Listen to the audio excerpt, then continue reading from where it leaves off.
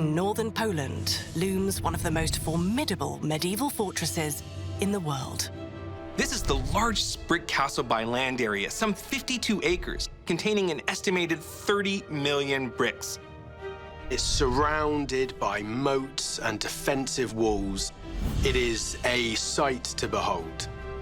Once the seat of power for the Teutonic Order, this grand castle was designed as an impenetrable bulwark against external threats.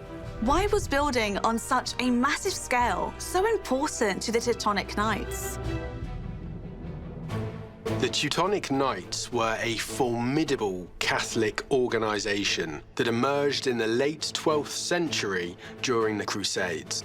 The Teutonic Knights represent a new type of religious order, half monk and half knight. Knights that take monastic vows. The Teutonic Knights were one of the many military orders which were formed amongst the European nobility to go and rescue Jerusalem from the Muslim rulers of the time. In the 13th century, the order begins to expand and take on a new purpose with the so-called Northern Crusades. At that point in time, the Baltic region of Europe was still largely pagan, and the Teutonic Knights took it upon themselves to change that. It became the basis for them to set up the first monastic state for the order. They essentially introduce a theocracy in Prussia. A theocracy is a government in which church and state are collapsed. So the Teutonic Knights themselves were the rulers as a religious order of the state which they carved out for themselves. And this is the society that they formed and that was centered at Malbork Castle. Construction of Malbork Castle is initiated by the order around 1274, following their success during the Prussian Crusade. Building a castle on such a large scale was symbolic. It was letting the world know that this was a serious organization, this was an important organization, and they were making their mark on the globe. Castles are often built over a long period of time. They'll have one structure, and then they'll keep adapting them and innovating and adding to them as their needs change and as they face new challenges over time. So Malbork Castle is a good example of that. The High Castle, the oldest part, served as the monastic center of the complex, embodying the order's religious foundations. Malbork Castle was more than just a military stronghold. It was a city unto itself, housing hundreds of knights, servants, and craftsmen. In 1309, the Teutonic Order moves their headquarters into Malbork Castle.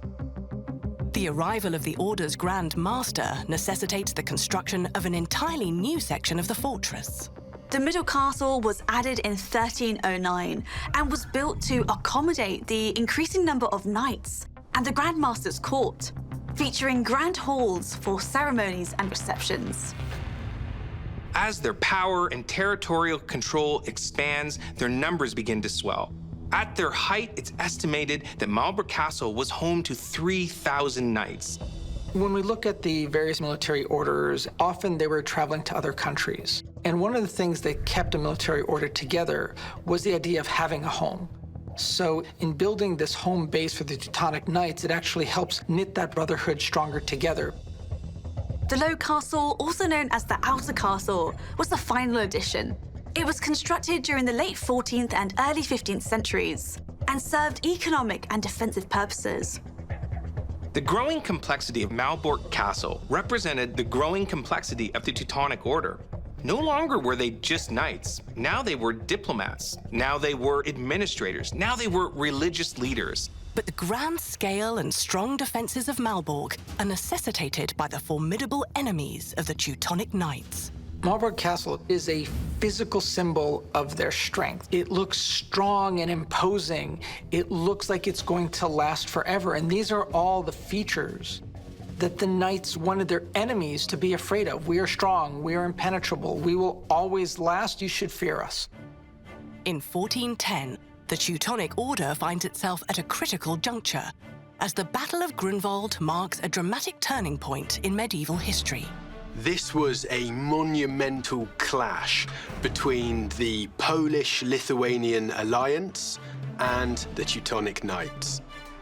The alliance was formed by the Kingdom of Poland and the Grand Duchy of Lithuania in 1409, after a series of territorial disputes with the Teutonic Order led to a declaration of war. The alliance doesn't just want to win on the battlefield. They want to dismantle the entire Teutonic Order. To do that, they have to take the castle. Some 39,000 soldiers of the Polish-Lithuanian alliance gather outside the castle. Just 27,000 knights remain inside to defend it. The alliance goes on to claim a decisive victory in the battle itself, with most of the Teutonic leadership killed or taken prisoner. Despite the defeat on the battlefield, the Teutonic knights are able to keep Malbork Castle. But what secret lay within this fortress, allowing the Order to defend against such a formidable force? The castle's design incorporated multiple layers of defense, and each one would have been harder to overcome than the last. If you have a simple castle with a single exterior wall, once that wall is breached, you're done. So castles need multiple technologies to prevent invaders from capturing them very quickly. So once the first wall gets breached, you can move back behind another wall. And then when that gets breached, you can move again behind another wall. These were further reinforced by both wet and dry moats, adding extra depth to the castle's defenses. Basically, your attackers actually have to build some kind of bridge structure to attack the wall. And all the time they're constructing or moving that structure into place, you're free to attack from the castle walls. Towers serve dual purposes as watchtowers and strongholds, allowing defenders to spot approaching enemies from afar and providing strong points of resistance during an attack.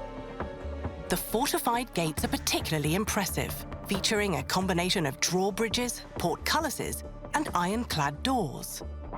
This multi-layered approach to gate defense makes breaching the castle's entrance an extremely daunting task. After over a century of power, the Teutonic Order never fully recovers from the consequences of their defeat at the Battle of Grunwald in 1410. The Teutonic Knights managed to successfully defend Malbork Castle, but the aura of their invincibility was badly shaken. The Order would face a further setback in 1457 during the 13 Years' War, fought once again against Poland. In a dramatic twist, Teutonic mercenaries, unpaid and seeking compensation, seized the castle and sell it to the Polish king. This marked the end of Teutonic control over Malbork, transforming it into a Polish royal residence and a symbol of shifting power in the region. The castle will go on to withstand further conflicts and later become part of Prussian territory following the partition of Poland in 1772. Despite extensive damage during World War II, Malbork Castle is meticulously restored and now stands as a UNESCO World Heritage Site. Today, the castle serves as a bridge between past and present, offering insights into the ambitions, ingenuity, and perhaps fears of those who built and defended it centuries ago.